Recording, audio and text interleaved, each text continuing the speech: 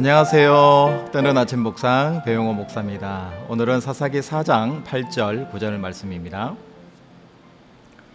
바락이 그들에게 이르되 만일 당신이 나와 함께 가면 내가 가려니와 만일 당신이 나와 함께 가지 아니하면 나도 가지 아니하겠노라 하니 이르되 내가 반드시 너와 함께 가리라. 그러나 내가 이번에 가는 길에서는 영광을 얻지 못하리니 이는 여호와께서 시스라를 여인의 손에 파실 것임이니라 하고 드보라가 일어나 바락과 함께 게데스로 가니라.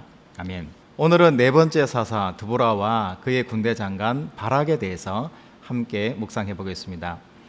여러분, 이스라엘이 에훗과 삼갈 이후에 다시 하나님을 불순종하고 배신하고 우상을 섬기기 시작합니다.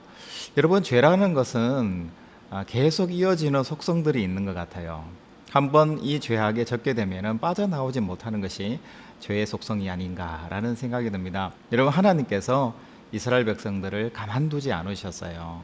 심판하시고 징계하셨어요.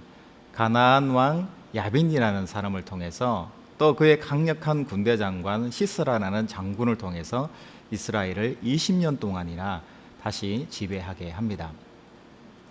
여러분, 하나님께서 이렇게 이스라엘 백성들이 우상 숭배를 하고 하나님을 멀리하게 될 때에 하나님께서 징계하시고 심판을 하시잖아요. 이럴 때 여러분들은 어떤 마음을 가지세요? 하나님은 사랑이신데 왜 자꾸 징계하고 심판하시지? 착하게 살자라고 자꾸 달래시면서 그렇게 속상해 하시면서 하나님은 평생 그렇게 사시면 되실 텐데, 이렇게 우리가 생각할 수 있잖아요. 그런데 성경에 나타나는 하나님은 절대로 그런 분이 아니세요. 하나님은 우리가 잘못된 길을 걸어가고 있을 때 분명하고 단호하게 말씀하세요. 그리고 그 길이 아니다라고 말씀하시고 기회를 주시고, 그 기회를 붙잡지 못할 때 하나님은 반드시 징계하시고 심판하셔서 우리가 옳은 길, 바른 길을 걸어가도록 하나님께서 인도하시는 거예요. 그래서 저는 그런 하나님이 참 좋습니다. 여러분, 만약에 여러분 남편이, 여러분 아내가 내가 어떤 잘못을 하고 어떤 거짓말을 하더라도 항상 오케이, 아무 상관없어, 그런 남편하고 아내하고 사신다면 여러분 가정은 망할 거예요. 여러분, 그렇지 않습니까? 여러분, 남편이 잘못된 길을 갈 때에 아내가 브레이크가 돼주고, 또 아내가 잘못된 길을 걸어갈 때에 남편이 브레이크가 되어주는 것, 이것이 정말 성경적인 부부의 관계가 아닌가라는 생각이 들어요. 하나님께서 드보라에게 말씀하세요. 분명하게 예언하세요. 내일 기손 강가로 야빈 왕과 시스라 장군을 이끌어내라, 유인해내라. 그러면 반드시 전쟁에서 이기게 될 것이다. 이렇게 말씀해 주시고 승리에 대한 확신을 하나님께서 드보라 사사에게 알려주세요. 그리고 드보라는 그의 군대 장관인 바락에게 군대 10,000명을 이끌고 가서 기손 강가 근처에 있다가 가나안 왕 야빈과 시스라를 죽여라, 공격해라, 이렇게 말을 전해요. 그럴 때 군대 장관 바락이 두려워했습니다. 왜냐하면 이 가나안 왕 야빈과 시스라 군대가 막강했거든요. 그 당시에 최강의 군대를 자랑하는 철병과 900승, 그러니까 엄청나죠. 한 대에 보통 사람이 3-4명 타니까요. 그 군대가 대단한 군대기도 하고, 여러분 탱크가 앞장서서 900대가 나온다고 생각해 보세요. 이건 진짜 상대가 안 되는 게임이잖아요. 강력한 군대였거든요. 그래서 군대 장관 바락이 두려워했습니다. 그럴 때 이스라엘의 드보라 사사가 강력하게 하나님 말씀을 선포해요. 바락과 함께 하겠다고, 반드시 내일 승리하는 날이 될 것이라고 이렇게 이야기해요. 그런데 어떤 일이 생겼을까요? 기손 강가에 매복해서 잠복해서 기다리고 있는데 갑자기 하늘에서 폭우가 내리기 시작하는 거예요.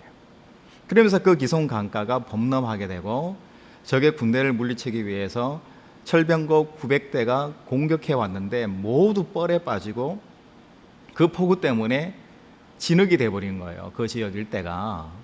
그래서 꼼짝없이 같이 있을 때 이스라엘 백성들이 공격을 해서 모든 군대를 다 죽이게 되고, 도망치다가 야엘이라는 이스라엘의 한 농부의 아내에 의해서 처참하게 죽임을 당하는 꼴을 당하게 돼요.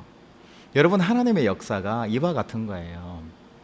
내가 힘이 강한가, 내가 어떤가의 문제가 아니라 하나님의 역사는, 하나님의 전쟁은 늘 승리하게 되어 있는 거예요. 무엇보다도 하나님은 나약해 있는 우리 자신들을 새롭게 세우시기 위해서 징계하시고 심판하시고 또 전쟁하게 하시고 싸우게 하셔서 반드시 하나님이 살아계심을 신앙으로 다시 돌아오도록 부르시는 분이 바로 하나님이시다라는 것을 오늘 우리에게 알려주고 계신 것 같아요.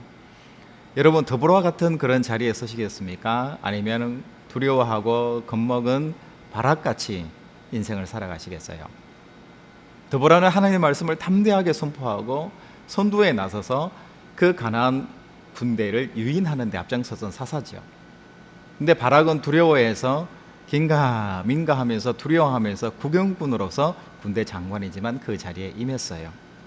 물론 하나님께서 승리하게 하시니 승리를 구경하게 되는 거예요.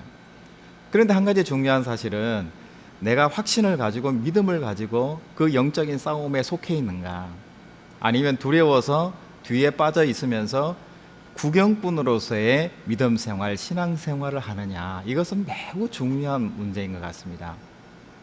여러분, 신앙생활 하실 때 절대로 구경꾼으로 신앙생활 하지 마시고요, 적극적으로 하나님의 나라에 참여하셔서 참여하는 사람으로 동역자로 여러분 일해내시는 여러분들의 하루가 되시기를 주님의 이름으로 축복합니다. 여러분, 내일부터 설 명절 연휴가 시작이 되잖아요. 화요일까지 연휴더라고요. 여러분, 행복하고 재미있는 또 참 뜻깊은 그런 날이 되었으면 좋겠는데요. 설날이잖아요.